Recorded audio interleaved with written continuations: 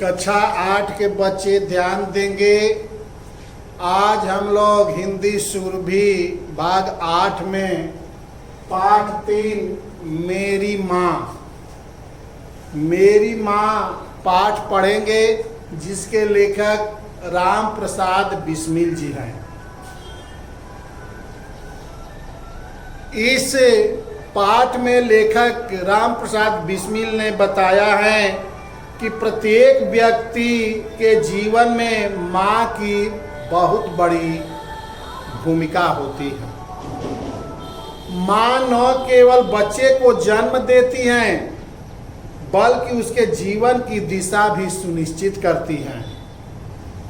इस पाठ में स्वतंत्रता सेनानी राम प्रसाद बिस्मिल ने अपनी माँ के बारे में बताया है कि कैसे उन्होंने उनके जीवन की दिशा को बदल दिया।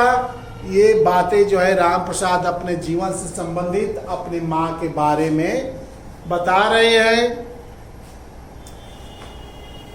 लेखक कहता है कि जब मैं चौथे क्लास पास करके, चौथा दर्जा पास करके और 5वें दर्जा यानी 5वीं कक्षा में आया, तो उस समय लेखक की उम्र लगभग 14 वर्ष की होगी।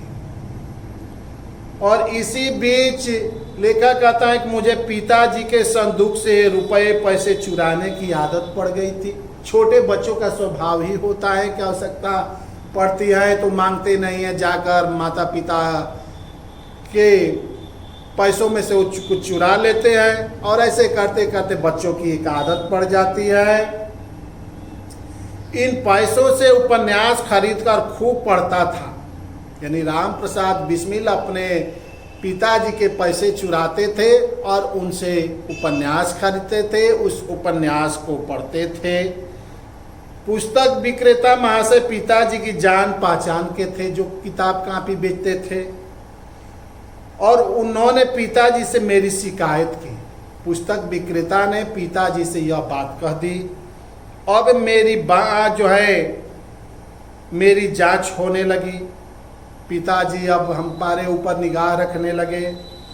मैंने उन महाशय के यहाँ से किताबें खरीदना ही छोड़ दिया। राम प्रसाद बिस्मिल कहते हैं कि जब पुस्तक विक्रेता पिताजी से शिकायत किया तो वहाँ से मैंने किताब खरीदना ही छोड़ दिया। अब लेखक जो है सिगरेट पीने लगा। सिगरेट पीने की लत लग गई, आदत पड़ गई। बुरी आदतों का घून लगना आरंभ हुआ। धीरे धीरे उसकी आदत पड़ गई थी कि ईश्वर ने बड़ी सहायता की। एक रोज मैं पिताजी के संदूक से रुपए निकाल रहा था। लेखक कहता है कि एक दिन जब मैं पिताजी के बॉक्स से, संदूक में से पैसा निकाल ही रहा था कि अचानक संदूकची खटक गई, आवाज आई, और घर में जो माँ थी उसको संदेह हो गया। उन्होंने मुझे पकड़ लिया। यानी पैसा चुराते हुए राम प्रसाद बिस्मिल की माँ उनको पकड़ ली। ईश्वर की कृपा से मेरी चोरी पकड़ ली गई, नहीं तो 2-4 वर्ष में न दिन का रहता न दुनिया का कहीं का नहीं रहता। इसके बाद भी मैंने बहुत घाते लगाई, बहुत से उपाय किए, लेकिन मेरी कोई चाल नहीं, मैं अपने कार्य में सफल नहीं रहा। इसी प्रकार की कुटेवों के कारण 2 बार मिडिल परीक्षा में मैं फेल हो गया, अनुत्तीर्ण रहा। तब मैंने अंग्रेजी पढ़ने की इच्छा प्रकट की कि मैं अब की बार अंग्रेजी पढ़ूंगा। पिताजी मुझे अंग्रेजी पढ़ाना नहीं चाहते थे, बल्कि किसी व्यवसाय में वो लगाना चाहते थे कि कुछ करो। माता जी की कृपा से मैं अंग्रेजी पढ़ने चला गया। इसी बीच पड़ोस के देव मंदिर में एक पुजारी जी आ गए। वह बड़े ही सच्चरित्र व्यक्ति थे, बहुत ही चरित्रवान थे, अच्छे थे। मैं उनके पास उठने बैठने लगा, कुछ पूजा पाठ भी सीखने लगा। पुजारी जी के उपदेशों का बड़ा अच्छा हमारा प्रभाव हमारे जीवन पर पड़ा। मैं अपना अधिकतर समय पढ़ने में व्यतीत अब करने लगा, पढ़ाई लिखाई में मेरा मन लगने लगा। एक दूसरे सज्जन की देखा देखी मैंने व्यवसाय करना भी शुरू कर दिया। धीरे धीरे मेरी सभी बुरी आदतें और कुभावनाएं जो है समाप्त होने लगी। व्यवसाय करने और स्तुति पूजन के अनुशासन से मेरा शरीर सुगठित हो गया और रंग भी निखर गया। मुंशी इंद्रजीत ने मुझे सत्यार्थ प्रकाश, दयानंद सरस्वती द्वारा रचित है सत्यार्थ प्रकाश, उस सत्यार्थ प्रकाश को लेखक जो है पढ़ने लगा। सत्यार्थ प्रकाश का अध्याय ने मेरे जीवन में एक नवीन पृष्ठ खोल दिया, एक नया अध्याय ला दिया। मैंने तख्त पर कंबल बिछाकर सोता और प्रातः काल 4 बजे ही सैया त्याग देता था, अपने बिस्तर को छोड़ देता था। स्नान संध्या आदि से निवृत्त होकर व्यायाम करने लगता था। किसी साथी के कहने पर मैंने नमक खाना भी छोड़ दिया। साग या दाल को केवल उबाल कर खाता, मिर्च खटाई तो छूता भी मैं नहीं था। इस पर लगातार 5 वर्ष तक मैंने नमक नहीं खाया। नमक न खाने से शरीर के सभी दोष जो थे, रोग हमारे दूर हो गए। सब लोग मेरे स्वास्थ्य को आश्चर्य की दृश्य देखा। थोड़े ही दिनों में, बहुत कम समय में कट्टर आर्य समाजी हो गया, यानी आर्य समाज का अनुयायी हो गया। आर्य समाज के अधिवेशनों में मैं आता जाता था।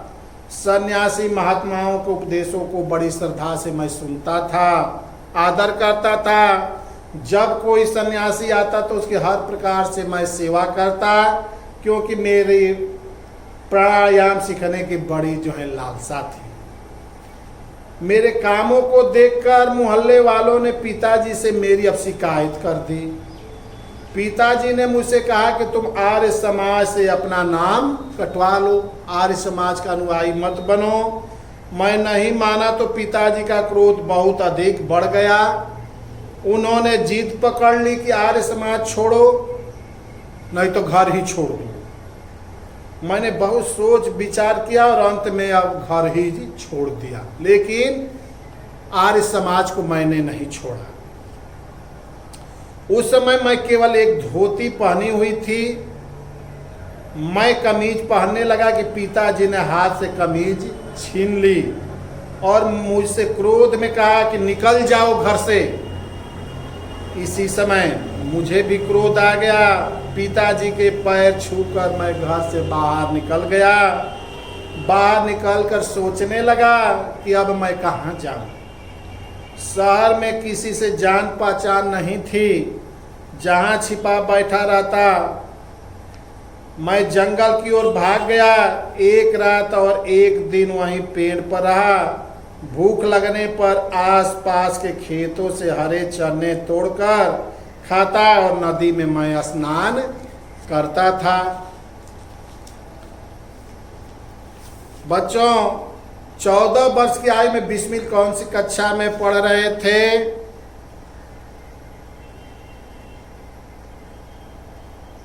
पांचवी कक्षा में।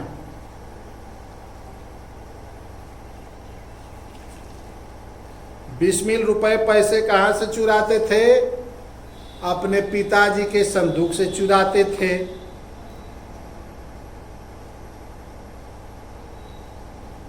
राम प्रसाद बिस्मिल के जीवन की दिशा किसने बदली? उनकी मां ने बदली। रिक्त स्थान की पूर्ति आप लोग किताब से कीजिएगा। एक दिन और है, उसके बाद खत्म करके मैं प्रश्नों का उत्तर बताऊंगा। आप लोग अपने नोटबुक में लिखिएगा।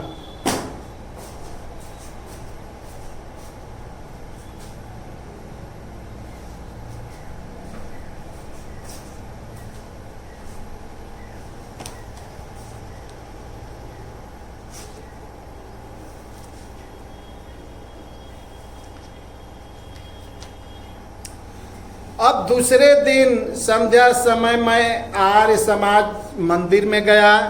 और एक पेड़ के नीचे एकांत में खड़ा हो गया और खड़ा होकर व्याख्यान सुनने लगा कि पिताजी 2 लोगों को लिए हुए वहां मेरे पास आ गए और मैं पकड़ लिया गया। पिताजी मुझे उसी समय स्कूल से हेडमास्टर जी के पास ले गए।